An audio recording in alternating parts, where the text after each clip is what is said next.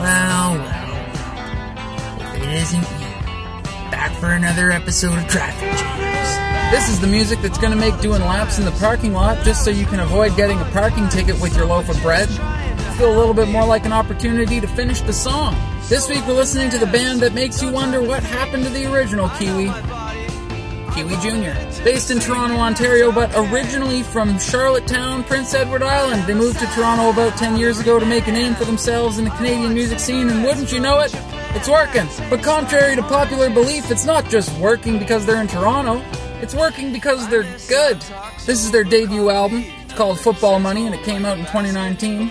If you were to ask them, they'd tell you it's slacker pop, and if you were to ask me, I'd say, yep, that's pretty bang on. Nobody wants to be told to go check out a band that's great, because then when you listen to them, you're going to go, yeah, it's good, but it's not great.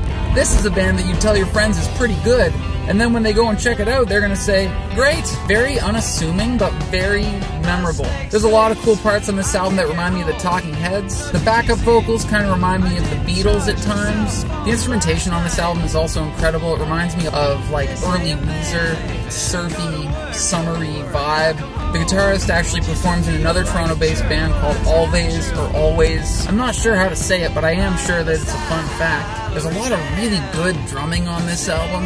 And as is tradition with the bands that I enjoy listening to these days, even though there's a lot of familiar elements, it still sounds undeniably like Kiwi Jr. And apparently they made this on a very tight budget.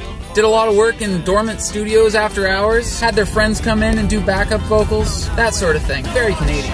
And I love it. Easily one of my favorite bands that is active in Canada right now. And if you haven't heard of them before, or you have but you haven't made the time to check them out, well, consider this a sign.